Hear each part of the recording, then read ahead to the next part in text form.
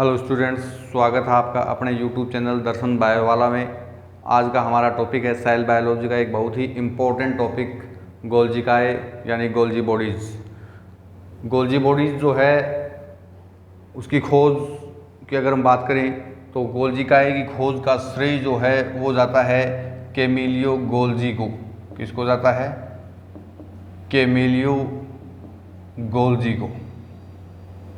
Camillo Golgi ने Golgi bodies की जो डिस्कवरी की वो की उल्लू की तंत्रिका कोशिका में। उल्लू की तंत्रिका कोशिका में पाए जाने वाली गोल्जी बॉडीज़ को हम अनेक नामों से जानते हैं, जैसे गोल्जिकाए को गोल्जी उपकरण, गोल्जी सम्मिश्र, बेकर्स बॉडी,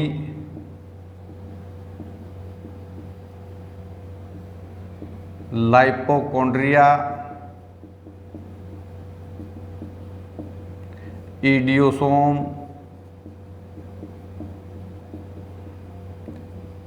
इत्यादि नामों से हम गोल्जी बॉडीज़ को जानते हैं। गोल्जी बॉडीज़ को हम प्लियोमॉर्फिक ऑर्गेन्स भी बोलते हैं, प्लियोमॉर्फिक सेल कोशिकांग भी बोलते हैं। क्यों बोलते हैं प्लियोमॉर्फिक सेल कोशिकांग? इसलिए बोलते हैं क्योंकि अलग अलग सेल में इसकी संरचना अलग अलग होती है, इसकी संरचना अलग अलग होती है। इसलिए गोल्जी बॉडीज़ को हम प्लियोमॉर्फिक कोशिकांग भी कहते हैं। आगे बात करें गोल्जी बॉडीज़ की, तो गोल्जी बॉडीज़ जो हैं वो यूकेरियोटिक सेल में पाए जाते हैं। आगे अगर हम बात करें गोल्जी बॉडीज़ की, तो गोल्जी बॉडीज़ जो हैं वो यूकेरियोटिक सेल में पाए जाते हैं और प्रोकैरियोटिक सेल में ये क्या हैं? अब्सेंट हैं। तो हम कह सकते हैं कि गोल्जी बॉडीज जो हैं वो प्रोकैरियोटिक सेल में क्या हैं? एब्सेंट हैं, जबकि यूकेरियोटिक सेल में ये उपस्थित होते हैं। लेकिन ज़रूरी नहीं कि सभी यूकेरियोटिक सेल में गोल्जी बॉडीज हों, कुछ अपवाद हैं। क्या हैं? कुछ अपवाद हैं। For example human RBC, phloem की चालनी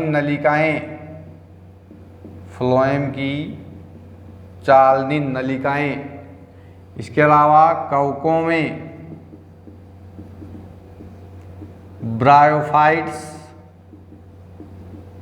व टेरिडोफाइट्स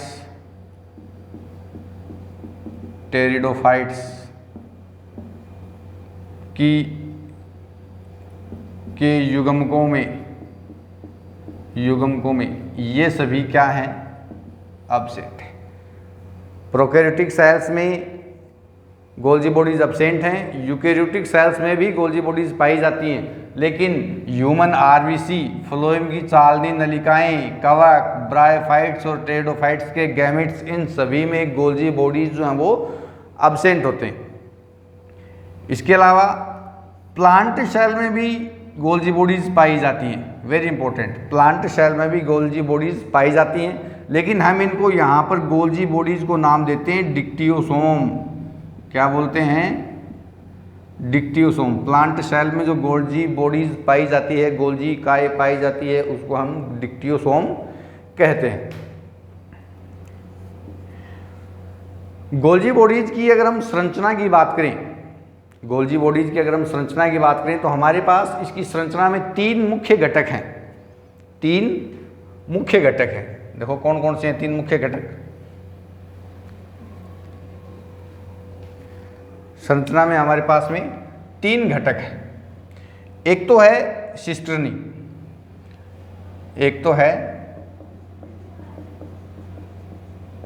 सिस्टर्नी, दूसरा है पुट्टिकाएं, पुट्टिकाएं और तीसरा है नलिकाएं। शिस्त्रनी, पुट्टिकाएं और नलिकाएं। शिस्त्रनी जो हैं वो एक थैले रूपी संरचनाएं हैं, देखो ये दिखाई दे रही है आपको, शिस्त्रनी एक थैले रूपी संरचनाएं हैं। और इन शिस्त्रनी से लगा करके ये सारी की सारी जो हैं, ये सारी की सारी क्या हैं, नलिकाएं हैं। नलिकाओं का ये वाला भाग, नीचे वाला भाग जो कि केंद्र की तरफ है, जो कि केंद्र की तरफ है, उसको हम उत्तल सतह या सिस फेस या फॉर्मिंग फेस कहते हैं। जबकि जो भाग कोशिका झिल्ली की तरफ है उसको हम ट्रांस या मैच्योरिंग फेस या अवतल सतह कहते हैं। फॉर एग्जांपल कि ये मान लो कि हमारी सेल रही होगी और सेल में ये न्यूक्लियस है, तो ये मान लो क्या रही होगी, गोल्जी बॉडीज रही होगी। तो गोल्जी बॉडीज में ये ऊपर वाला भाग जो कि कोशिका झिल्ली की तरफ है, ये तो कौन सा है, ट्रांस और मैच्योरिंग फेस है। और जो भाग केंद्र की तरफ है उसे हम सिस फेस या फॉर्मिंग फेस या उत्तल सतह हम कहते हैं। तो इसकी संरचना में पहला टॉपिक है हमारा है शिस्त्रनी। बात करें अगर हम शिस्त्रनी की, तो शिस्त्रनी एक सैक लाइक स्ट्रक्चर है, सैक लाइक संरचना है, थैले रूपी संरचना है। ये देखो शिस्त्रनी, और ये जो शिस्त्रनी है ये एक के ऊपर एक व्यवस्थित है। तो हम कह सकते हैं कि ये कैसी हैं, एक के ऊपर एक व्यवस्थित है, एक के ऊपर एक व्यवस्थित है। इसके अलावा ये अशाखित होती हैं। कैसी होती हैं, अशाखित। और इनमें देखो क्या भरा हुआ है, पारदर्शी द्रव्य भरा हुआ है। तो हम कह सकते हैं कि शिस्त्रनी में पारदर्शी द्रव्य भरा होता है, पारदर्शी द्रव्य भरा होता है। लगभग 3 से 7 इनकी संख्या होती है। शिस्त्रनी की संख्या कितनी होती है, लगभग 3 से 7। लेकिन अगर हम बात करें लीवर सेल की, अगर हम बात करें लीवर सेल की, तो लीवर सेल में इनकी संख्या 50 होती है। वेरी इंपॉर्टेंट, लीवर सेल में लगभग इनकी संख्या 50 तक होती है, जबकि वैसे इनकी संख्या 3 से 7 तक होती है। पारदर्शी द्रव्य भरा होता है, अशाखित होती हैं, एक के ऊपर एक व्यवस्थित होती हैं। बात करें पुट्टिकाओं की, अगर आप इनका स्क्रीनशॉट लेना चाहते हो तो ले सकते हो। वीडियो अगर पसंद आए तो लाइक करें, शेयर करें, सब्सक्राइब करें। नेक्स्ट, पुट्टिकाएं। पुट्टिकाएं जो हैं वो गोलाकार संरचनाएं हैं। पुट्टिकाएं जो हैं वो कैसी हैं, गोलाकार संरचनाएं हैं। और ये देखो पुट्टिकाएं ये बन रही हैं, तो ये बन रही पुट्टिकाएं, इसका मतलब ये नलिकाओं से बनी है, तो हम कह सकते हैं। और ये जो संरचना है एक तरह से मुकुल की संरचना है, तो हम कह सकते हैं कि पुट्टिकाएं नलिकाओं के मुकुलन से बनती है। पुट्टिकाएं नलिकाओं के मुकुलन से बनती है। और इनका काम क्या होता है, इनका काम संग्रहण का होता है। इनका काम मुख्य रूप से इनका काम संग्रहण का होता है। जो भी पदार्थ ER से GB में लाए जाएंगे, GB मतलब गोल्जी बॉडीज, तो जो भी पदार्थ ER से GB में लाए जाते हैं तो इनका क्या होगा, रासायनिक रूपांतरण होता है। तो इनका रासायनिक रूपांतरण होता है। और रासायनिक रूपांतरण के बाद उन पदार्थों को पुट्टिकाओं में संग्रहित कर लिया जाता है। पुट्टिकाओं में संग्रहित कर लिया जाता है। और जब पुट्टिकाएं इन भोज्य पदार्थों को संग्रहित कर लेती हैं, तो ये देखो पुट्टिकाएं इन पदार्थों को बाहर मुक्त कर देती हैं। किधर, अवतल सतह यानी ट्रांसफेस से। तो हम कह सकते हैं कि पुट्टिकाओं में संग्रहित कर लिया जाता है। और पुट्टिकाएं ट्रांसफेस से, वेरी इंपॉर्टेंट, ट्रांसफेस से कोशिका से बाहर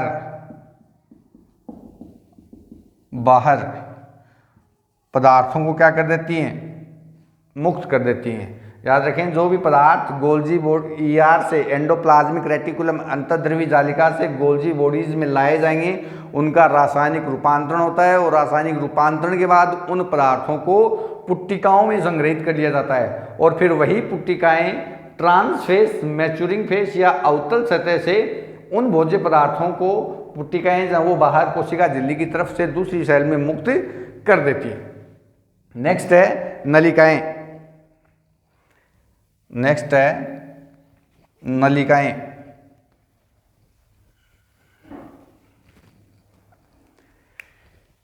नलिकाओं की अगर बात करें तो ये इर्रेगुलर होती हैं, वेरी इंपॉर्टेंट। प्लस में ये सिस्टर्नी से संबंधित होती हैं, सिस्टर्नी से संबंधित होती हैं और ये परिधि पर उपस्थित होती हैं। कहाँ पर होती हैं? परिधि पर उपस्थित होती है। तो स्टूडेंट्स, ये 3 घटक थे गोल्जी बॉडीज के, सिस्टर्नी, पुट्टिकाएं और नलिकाएं। लास्ट में जब हम इतना गोल्जी बॉडीज के ऊपर पढ़ लेते हैं तो गोल्जी बॉडीज के लास्ट में है कार्य, फंक्शन।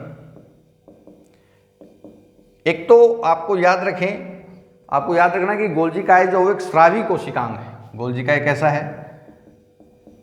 स्रावी कोशिकांग है। और जब स्रावी कोशिकांग, तो इसका मुख्य काम क्या हो गया? श्रावण का ही हो गया। तो इसका मुख्य कार्य क्या है? श्रावण का होता है। इसका मुख्य कार्य श्रावण का है। इसके अलावा ये पैकेजिंग का भी काम करता है। पैकेजिंग का मतलब संग्रहण का भी कार्य करती है। ये कैसा कार्य करती है? संग्रहण का भी। इसके अलावा जो लाइसोसोम का निर्माण होगा, लाइसोसोम का निर्माण वो भी किसके द्वारा होगा?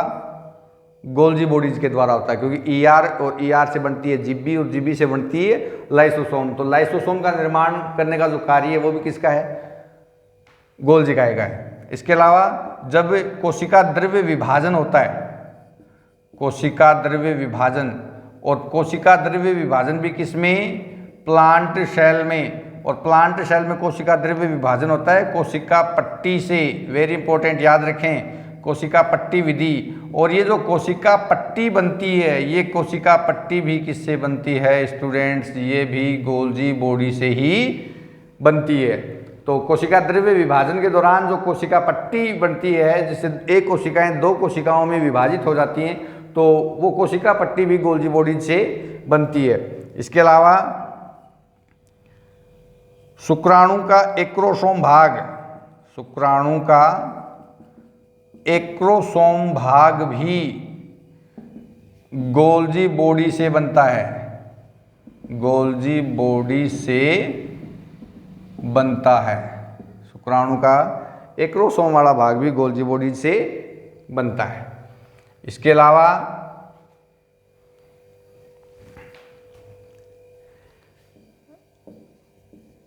अंडे की जो पित्तक झिल्ली होती है, अंडे की पित्तक झिल्ली का निर्माण भी गोल्जी बॉडी से होता है, गोल्जी बॉडी से होता है। हेमीसेलुलोज, जो कि एक कोशिका भित्ति का घटक है, हेमीसेलुलोज का निर्माण भी गोल्जी बॉडी से होता है। हेमीसेलुलोज का निर्माण भी गोल्जी बॉडी से होता है। और वेरी इंपॉर्टेंट, गोल्जी बॉडी में एक प्रोसेस और चलता है। गोल्जी बॉडी में ग्लाइकोसाइलेशन चलता है। क्या चलता है? ग्लाइकोसाइलेशन का प्रोसेस चलता है। और इस ग्लाइकोसाइलेशन के प्रोसेस के दौरान ग्लूकोज व लिपिड जो हैं, प्रोटीन जो हैं, ग्लूकोज जो हैं, ये ग्लूकोप्रोटीन व ग्लाइकोलिपिड में बदल जाते हैं।